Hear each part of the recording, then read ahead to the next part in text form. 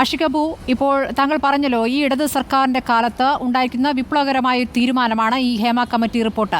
WCC രൂപീകരിക്കപ്പെടുന്നത് എങ്ങനെയാണെന്നുള്ളതും താങ്കൾക്കറിയാമല്ലോ, ഏത് സാഹചര്യത്തിലാണ് അത് രൂപീകരിക്കപ്പെട്ടത്. അങ്ങനെ അവർ ആവശ്യപ്പെട്ടതിന്റെ അടിസ്ഥാനത്തിലാണ് ഒരു കമ്മീഷനല്ല ഒരു കമ്മിറ്റി വരുന്നത്. ആ കമ്മിറ്റി റിപ്പോർട്ട് നൽകിയിട്ട് ഇപ്പോൾ 4.5 വർഷമാകുന്നു.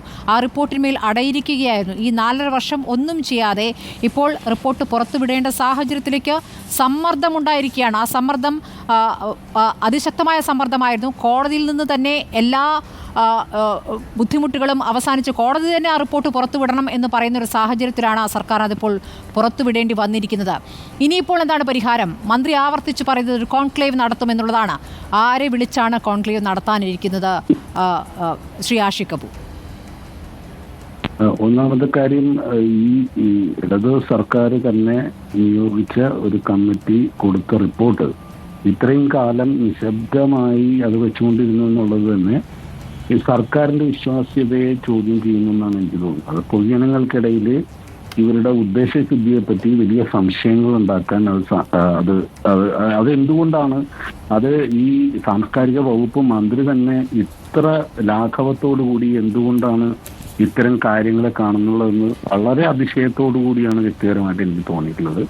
കാരണം ഇത് ഗൗരവതരമായ ഞാൻ WCCയോട് വളരെ നന്ദി പറയുന്നു. കാരണം ഞങ്ങൾ ഇൻഡസ്ട്രിയിൽ വന്നതിന് ശേഷം ഞങ്ങളിത് പറയുന്നുണ്ട്. ഞങ്ങൾ പലരും ഈ കാര്യങ്ങളിൽ ഇവിടുത്തെ രാഷ്ട്രീയ നേതൃത്വത്തെയും ഇവിടുത്തെ എല്ലാ രാഷ്ട്രീയക്കാരെയും ഞാൻ ഫേസ്ബുക്ക് വഴിയൊക്കെ ഇത് പറഞ്ഞിട്ടുള്ളതാണ്. പക്ഷെ WCC ആണ് അതിൽ കൂടുതൽ എഫേർട്ട് എടുത്തൊരു സംഘമായി നിന്ന് ഇവിടെ വിവേചന പ്രശ്നമുണ്ട്, ലിംഗപരമായിട്ടുള്ള അനീതി നടക്കുന്നുണ്ട്, ചൂഷണം നടക്കുന്നുണ്ട് എന്നുള്ള വളരെ ശക്തമായൊരു സ്റ്റെപ്പ് എടുക്കുകയും സർക്കാർ അതിൽ നടപടി സ്വീകരിക്കേണ്ടി വരുന്ന ഒരു സിറ്റുവേഷൻ ഉണ്ടായ WCC കാരണം മാത്രമാണ്.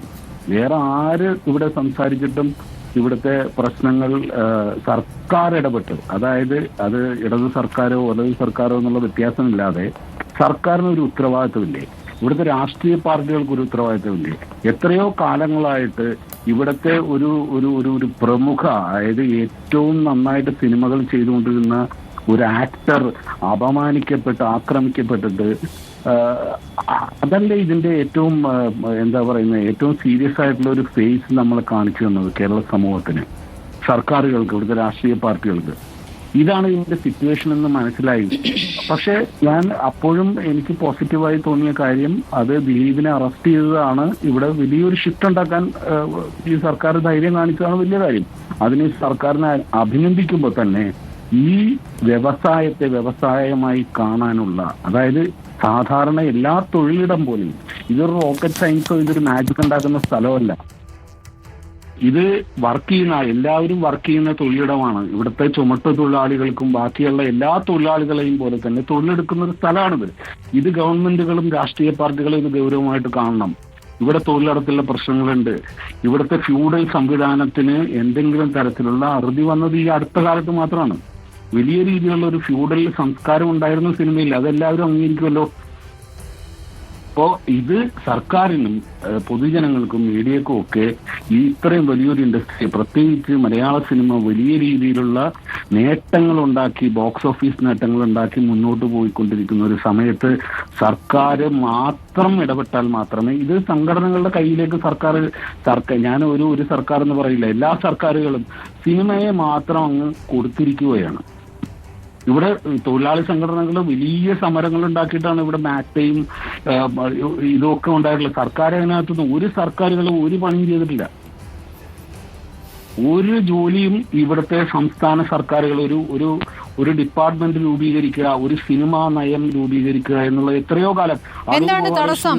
ഏറ്റവും കൂടുതൽ വരുമാനം നേടിത്തരുന്ന വ്യവസായം എന്ന നിലയ്ക്ക് മാറി നിൽക്കുന്നു, അവരെ പിണക്കണ്ട എന്നതാണോ? അതെ, ഇത് ആർക്കെങ്കിലുമൊക്കെ ഫ്യൂഡൽ പ്രഭുക്കൾക്ക് വിട്ടുകൊടുക്കേണ്ട, കാശുള്ളവർക്ക് മാത്രം അഴിഞ്ഞാടാനുള്ള സ്ഥലമായിട്ട് ഇവര് സിനിമ കണ്ടിരിക്കുകയാണോ? എനിക്കറിയില്ല, എനിക്കത് മനസ്സിലാവുന്നില്ല. എന്തുകൊണ്ടാണ് ഇത്ര സീരിയസ് ആയിട്ടുള്ള ഒരു സംഗതി ഇത്ര ഗൗരവത്തിലെടുക്കാത്തത്?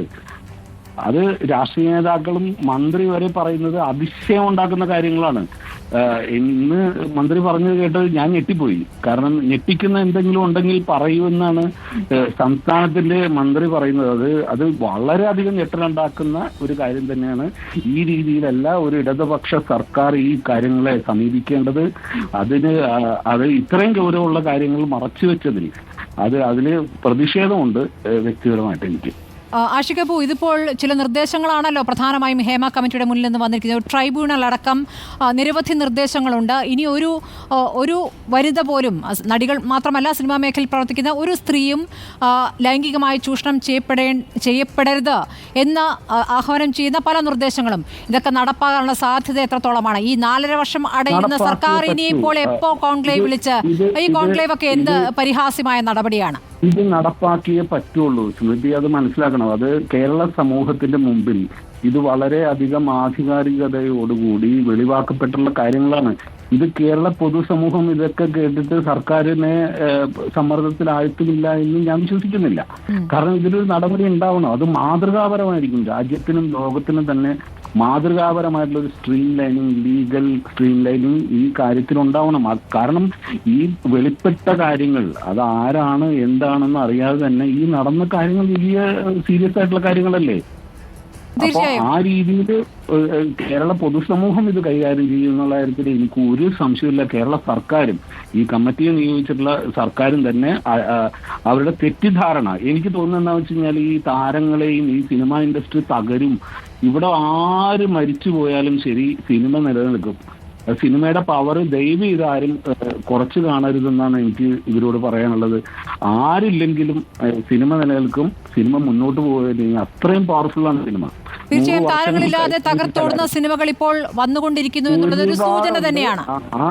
അതെ, ആ മഞ്ഞളിപ്പ് അവസാനിപ്പിക്കണമെന്നാണ് എനിക്ക് പറയാനുള്ളത്. ആഷിഖ് അബു, ഒറ്റ കാര്യം കൂടി, ഇപ്പോൾ താങ്കൾ വ്യക്തിപരമായി താങ്കളുടെ സെറ്റിൽ നടത്തിയ പരിഷ്കാരങ്ങൾ, ഇങ്ങനെയൊന്ന് എന്റെ സെറ്റിൽ സംഭവിച്ചുകൂടാ എന്നതുകൊണ്ട് താങ്കൾ നടപ്പാക്കിയ കാര്യങ്ങൾ എന്തൊക്കെയാണ്? ഞാനിത് 2019 വൈറസ് എന്ന് പറയുന്ന സിനിമ ചെയ്യുമ്പോൾ ഇത്തരം ഒരു വിഷയം ഉണ്ടാകുന്ന സമയമാണ്. അപ്പോൾ ICC എന്ന് പറയുന്ന സാധനം കോൺസ്റ്റിറ്റ്യൂട്ട് ചെയ്യാണ് ഞങ്ങൾ ആദ്യം ചെയ്തത്. കാരണം എനിക്കിത് സർക്കാരിനോടും ഇവിടുത്തെ രാഷ്ട്രീയ പാർട്ടികളോടും ഏത് സർക്കാരുകൾ അധികാരത്തിൽ വന്നാലും നമുക്കിത് പറയാനേ പറ്റുള്ളൂ. ഇത് WCC ഇത്രയും വലിയൊരു പ്രശ്നമായി കൊണ്ടുവരികയും ഇവിടെ ഈ പറയുന്ന പോലെ ഒരു നടി ആക്രമിക്കപ്പെടുകയും ചെയ്യുന്നത് ഏറ്റവും ക്രിട്ടിക്കൽ ആയിട്ടുള്ള ഒരു അവസ്ഥ വരേണ്ടി വന്നു. ഞാനിത് ഇവിടുത്തെ ഒരു ഗവൺമെന്റ് മാത്രം പറയുകയല്ല, ഇത് എല്ലാ ഗവൺമെന്റുകളും ഈ സിനിമ എന്ന് പറയുന്ന സിനിമ താരങ്ങളോട് കാണിക്കുന്ന ഈ മഞ്ഞളിപ്പാണ് പ്രശ്നം. ഇത് സിനിമ എന്ന് പറയുന്നത് ആരുടെയും സ്വകാര്യ സ്വത്തൊന്നുമല്ല, അത് ജനങ്ങൾ ഏറ്റെടുത്തിട്ടുള്ള ജനകീയ കലയാണത്. എല്ലാ കാലത്തും മുന്നോട്ട് പോകും. ഈ ക്രൈമുകളെയൊക്കെ ഈ പറയുന്ന കാര്യങ്ങളിലൂടെ സംരക്ഷിക്കുന്നതാണ് പ്രശ്നം. ആരെയും സംരക്ഷിക്കേണ്ട കാര്യമില്ല ഇവിടെ എന്നാണ് എൻ്റെ വ്യക്തിപരമായിട്ടുള്ള അഭിപ്രായം. തീർച്ചയായും താങ്കൾ ഉപയോഗിച്ച വാക്ക് തന്നെയാണ് മഞ്ഞളിപ്പാണ്. ഈ താരങ്ങളെ കാണുമ്പോൾ മഞ്ഞളിപ്പാണ് സർക്കാരിലെ ചില മന്ത്രിമാർക്കും ഉള്ളത്. നടത്തിയ പ്രതികരണങ്ങൾ അതാണ് നൽകുന്ന സൂചന.